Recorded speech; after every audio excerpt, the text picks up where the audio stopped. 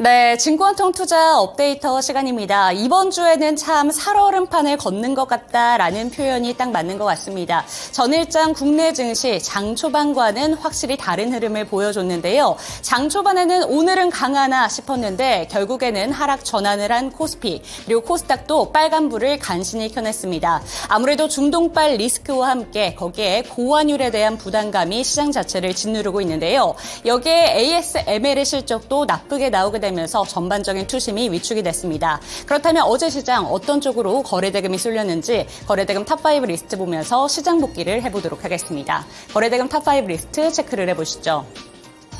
네, 코스피 시장에서는 삼성전자와 SK하이닉스, 제주은행, 한미반도체, 현대차 순으로 이름을 올렸고요. 코스닥 쪽에서는 유니셈과 JNTC, 엔캠과 AP시스템, 테스 순으로 이름을 올렸습니다. 전일장 거래에서도 확실히 반도체 종목들이 자리를 잡고 있는데 코스피 시장과 코스닥 시장의 분위기는 사뭇 엇갈렸다라고 보시면 되겠습니다. 어떤 이슈들이 있었는지 반도체 종목들 역시나 특징주로 짚어드리도록 하겠고요. 그리고 엔캠이 하루 만에 급락 장세를 펼쳤습니다. 어떤 내용들이 보도가 됐는지 다음 특징주로 체크를 해보도록 하겠습니다. 그렇다면 나머지 종목들부터 짧게 짚어드리도록 하겠습니다. 네, 먼저 제주은행 살펴보도록 하겠습니다. 어제 약한 시장 속에서도 4%대 강세로 거래를 마쳤는데요. 제주은행 같은 경우에는 최근에 지속해서 강세 랠리를 펼치고 있습니다. 저 PBR의 대표적인 수혜주, 기업 밸류업 프로그램의 대표적인 수혜주다라고 부각을 받으면서 정말 강세 랠리를 펼치고 있는데 저 PBR과 관련해서는 어제 오히려 안 좋은 뉴스가 부각이 됐습니다. 이제는 기업들에게 강제성을 부각하는 것이 아니라 오히려 자율성에 맡기게 라는 내용으로 인해서 저 PBR 대표적인 종목들은 오히려 흔들리는 모습이 나타났는데요. 그럼에도 불구하고 은행주 내에서도 홀로 살아남는 모습을 펼쳐줬습니다. 제주은행 같은 경우에는 이번 연도의 주가 흐름만 보더라도 2배 이상 주가가 뛴 종목이고요. 올해 한 달 동안의 주가 흐름만 봤을 때도 24% 넘게 주가가 상승 랠리를 보여주면서 확실히 지수의 흐름과는 다른 모습을 보여주고 있다. 이렇게 체크를 하시면 되겠습니다.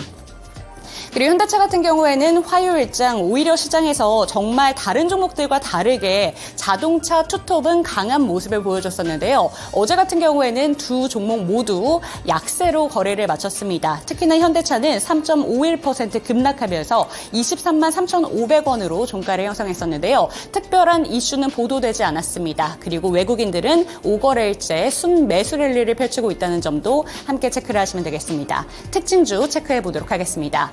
먼저 반도체 종목들 살펴보시죠. 네, 어제 상당히 강했던 섹터가 있다면 바로 반도체를 들 수 있을 것입니다. 파월의 매파적인 발언에 뉴욕 증시가 혼조 마감을 보여줬음에도 미국 투자은행인 에비코어가 엔비디아의 목표 주가를 상향하게 되면서 결국에 필라델피아 반도체 지수가 상승세로 거래를 마쳤습니다. 이에 따라 우리 반도체 종목들로도 훈풍이 고스란히 불어왔는데요. 그렇기 때문에 장 초반에는 삼성전자와 SK하이닉스를 비롯해서 모든 반도체 종목들이 일제히 다시 한번 기지개를 펴는 듯한 모습을 보여줬습니다. 하지만 장 마감가는 보시는 것처럼 확실히 시장과 분위기가 엇갈렸다라는 점을 보일 수가 있었는데요. 어제 추가적으로 삼성전자는 중요한 이슈가 있었습니다. 보조금 이슈와 함께 저전력으로 업계 최고 동작 속도를 구현하는 LPDDR5 D램 개발에 성공했다는 소식을 전했음에도 삼성전자 결국에 흔들리면서 1.37% 하락한 78,900원으로 8만 전자를 내주는 모습을 보여줬습니다. 그리고 SK하이닉스 같은 경우에도 끝까지 그래도 이쪽은 살아남나 싶었는데요. 장마감 직전에 흔들리면서 0.22% 하락한 17만 8,700원에 거래를 마쳤습니다. 그리고 한미반도체 같은 경우에 도 이틀째 하락하고 있는데요. 2.85% 하락하면서 13만 6,300원에 종가를 형성했습니다. 그렇지만 반도체 장비 종목들은 정말 강한 시세를 보여줬던 하루였습니다. 대표적인 종목으로 유니셈이 22% 넘게 급등세를 펼쳐줬고요. AP시스템도 9%대 강세, 테스는 약하지만 0.85% 약세, 시장 대비는 선방했다라고 보실 수가 있겠습니다. 유니셈이 이렇게 강한 시세를 보여준 이유는 어제 SK 증권에서 발간한 보고서 때문이었는데요. 미국에 삼성전자가 투자를 하게 되면서 이제는 장비 업체들도 바닥을 뒤졌다라는 내용들이 보도가 됐습니다. 이런 내용들로 인해서 장비 관련된 종목들이 일제히 강한 시세를 보여줬었는데 그중에서도 실적에 가장 빠르게 반영이 되는 종목이 유니셈으로 뽑으면서 유니셈의 목표 주가를 13,000원으로 상향 조정했습니다. 이에 따라 어제 급등세를 펼쳐준 종목이 유니셈이었고요. 22%의 강세로 거래를 마쳤습니다. 그리고 유니셈 외에도 장비 관련된 종목 중에서 어제 정말 급등 랠리를 펼쳤던 종목들이 많았는데 ASML이 아무래도 장비 관련된 종목이다 보니까 ASML의 실적이 조금은 나쁘게 나오면서 결국에 장비단도 윗꼬리를 다는 종목들이 많았다는 점 체크하시면 되겠습니다. 그리고 JNTC 같은 경우에는 대표적인 유리기판 관련된 종목이죠. 어제 4%대 강세로 거래를 마쳤습니다. JNTC 외에도 유리기판 관련된 종목들 다시 한번 시장에서 살아남는 분위기를 보여줬는데요. YC캠이 어제 정말 강한 시세를 내줬다는 점도 함께 체크를 하시면 되겠습니다. 두 번째 특징주로는 엔캠 체크해 드리도록 하겠습니다. 네, 하루 만에 9%대 급락하면서 화요일장의 상승분을 모두 토해내는 듯한 분위기를 보여줬습니다. 엔캠 특별한 이슈가 있었던 건 아니었는데요. 그러나 어제부터 이제 10거래일 동안 진행이 되는 MSCI 심사. 그렇기 때문에 이제는 그동안의 랠리를 펼쳐왔던 것이 이제는 MSCI 편입 이슈로 인해서 부각을 받았는데 기대감이 이제는 사라졌다. 결국에는 이벤트 소멸 효과다라고 보는 분들이 많았습니다. 그렇기 때문에 엔캠 같은 경우에는 9%대 하락을 했고요. 31만 원 선으로 다시 내려왔다는 점 체크를 하시면 되겠습니다. 엔캠 같은 경우에는 이번 달 내내 시장이 약했음에도 2주 연속 상승 가도를 그리다가 이번 주에는 변동성이 상당한 종목이라는 점 오늘도 투자를 하실 때 유의하시면 좋을 것 같습니다. 이번에는 시간의 거래에서 주목받은 종목들 체크해 보도록 하겠습니다. 네, 먼저 상승한 종목들 살펴보시면 대원전선 우선주와 다산솔루에타, 형성그룹과 스마트레이더 시스템, 대원전선 순으로 이름을 올렸고요. 하락한 종목은 모비데이즈와 플레이디, 와이즈버즈, 위메이드, 그리고 전진바이오팜 순으로 이름을 올렸습니다. 먼저 상승한 종목 중에서는 특징주로 잠시 뒤에 스마트레이더 시스템 살펴보도록 할 텐데요. 9% 넘게 상승했습니다. 그런데 스마트레이더 시스템 외에도 자율주행 키워드를 안고 있는 종목들이 시간의 거래에서 상승하며 거래를 마쳤는데 어떤 이유가 있는지 잠시 뒤에 특징주로 짚어드리도록 하겠고요. 하락한 종목들은 어제 시장에서 정말 부각을 많이 받았던 키워드였죠. 바로 틱톡샵 관련된 종목입니다. 모비데이즈, 플레이디, 와이즈버즈 일제히 하락하면서 거래를 마쳤는데 모비데이즈 같은 경우에는 9% 넘게 하락하며 거래를 마쳤습니다. 잠시 뒤 두 번째 특징주로 짚어드리도록 하겠습니다. 나머지 종목들부터 짧게 살펴보도록 하겠습니다. 먼저 대원전선 우선주와 대원전선이 시간의 거래에서 상승한 탑5 리스트에 이렇게 자리를 잡고 있는데요. 전선 관련된 종목들이 다시 한번 주가 상승 랠리를 펼치고 있습니다. 이번 주에는 좀 약했나 싶었는데 어제 다시 한번 정규장에서 부각을 받더니 시간의 거래에서도 그 모멘텀이 유지가 됐습니다. 대원전선 우선주 10% 상한가를 꽉 채워냈고요. 대원전선도 8%대 강세로 거래를 마쳤습니다. 그리고 다산솔루에타 같은 경우에는 장마감 이후에 전환사채 만기 전 취득 공시가 나오긴 했는데요. 특별한 움직임이 나타나지 않다가 시간의 거래 마무리 시간대쯤에 거의 9% 가까이 끌어올리면서 상한가로 거래를 마쳤습니다. 오늘 주가 흐름 면밀하게 체크해 보시면 좋을 것 같습니다. 그리고 헝성그룹 같은 경우에는 국내에 상장한 중국 기업인데요. 관련해서 적정 의견 감사 보고서 공시를 내놓았습니다. 다른 중국 기업들보다는 빠르게 제출하게 되면서 시간의 거래에서 상한가로 거래를 마쳤습니다. 네, 그리고 나머지 종목들, 하락한 종목들 내에서 살펴보시면 위메이드 체크해 드리도록 하겠습니다. 위메이드는 장마감 이후에 공정거래위원회가 게임 아이템 확률을 실제 확률과 다르게 공제했다는 의혹이 일고 있다는 점에서 현장 조사에 나섰다는 소식이 전해졌습니다. 이 소식과 함께 4%대 하락으로 거래를 마쳤습니다. 특징주 체크해 드리도록 하겠습니다. 네, 스마트 레이더 시스템이 9.08%의 강세로 거래를 마쳤고요. 자율주행 키워드를 안고 있는 종목들이 시간의 거래에서 다수 상승세를 보여줬습니다.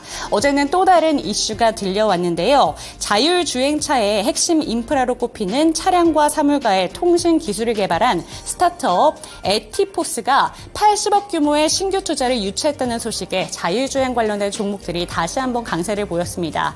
월요일장에서는 현대모비스가 이제는 4단계 자율주행 자율주행을 시범 운행할 것이다 라는 키워드를 들고 오면서 자율주행 관련된 종목들이 한번 부각을 받았는데요. 그렇기 때문에 추가적인 이슈가 들어오면서 자율주행 관련된 종목들로 매수세가 확실히 들어왔습니다. 그런데 자율주행 관련된 종목 중에서 월요일장 부각을 받았던 종목들이었죠. 라닉스와 모바일 어플라이언스가 지금 보이는 스마트 레이더 시스템 외에는 가장 크게 상승했다는 점도 동반해서 체크해 보시면 좋을 것 같습니다.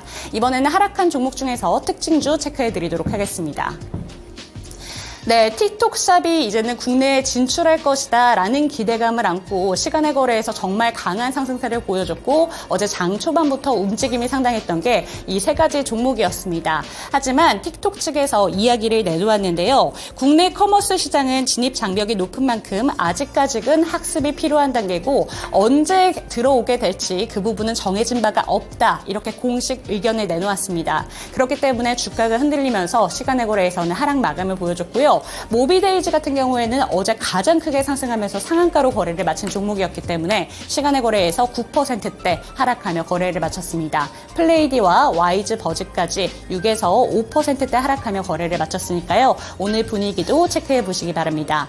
네, 이렇게 시간의 거래에서 주목받은 종목들 살펴봤는데요. 이제는 김은별 캐스터와 함께 미국장 특징주 함께 짚어보시죠.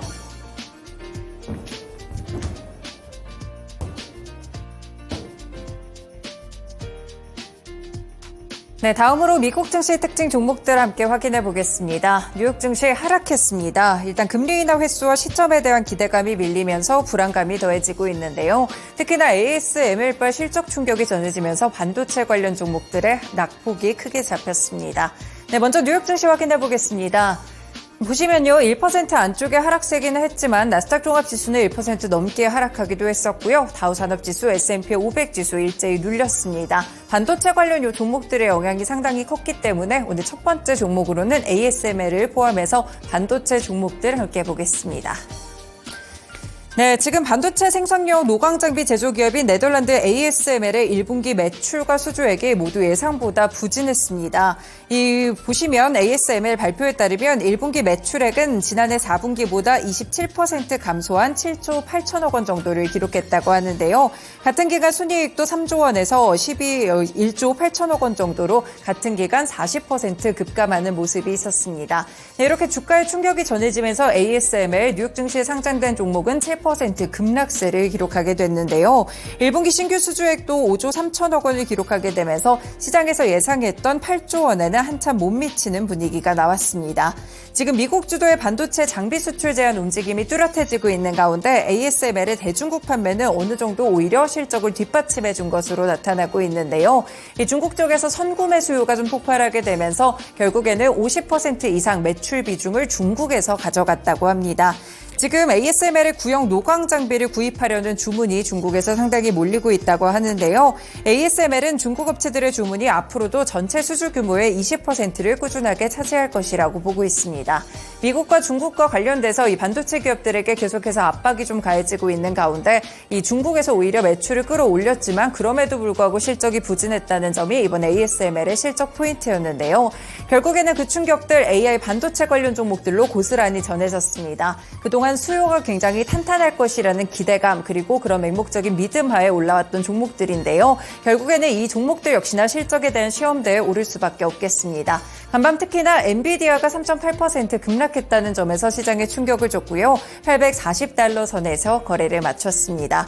AMD, 마이크론 테크놀로지 역시나 4에서 5% 정도 낙폭이 크게 잡혔는데요. 국내에서도 반도체 관련 종목들 확인해 볼 수 있겠습니다. 네, 국내 종목들 보시면 역시나 삼성전자, SK하이닉스를 포함해서 또 ASML 실적이었기 때문에 한국의 ASML로 불리고 있는 HPSP 그리고 그 외에도 노광장비, EUV 쪽으로 장비주들 함께 체크해 보실 수가 있을 것 같은데요. 네, 보시면 삼성전자, SK하이닉스 어제는 하락으로 거래 마쳤고 소부장단에서는 상승세가 관측되기도 했습니다. 오늘 국내 증시에 추가적으로 어떤 영향을 주게 될지 어제에 이어서 반응도 함께 살펴보시길 바라겠습니다. 네, 두 번째 특징 종목으로 넘어가 봅니다. 실적 시즌이 다가오면서 지금 이렇게 ASML처럼 좋지 않은 실적이 나오기도 하지만 호실적이 있다면 그만큼 주가에 반영이 되고 있는데요. 오늘 뉴욕 증시의 주인공은 유나이티드 에어라인즈 홀딩스였습니다. 무려 17% 급등하면서 7달러 선에서 거래를 마쳤습니다. 어제 실적을 발표하면서 올해 첫 3개월 동안 주당 손실이 15센트라고 발표를 했는데요. 분석가들의 예상치는 주당 54센트의 손실을 볼 것이라고 봤기 때문에 컨센서스를 큰 폭으로 웃돌았습니다.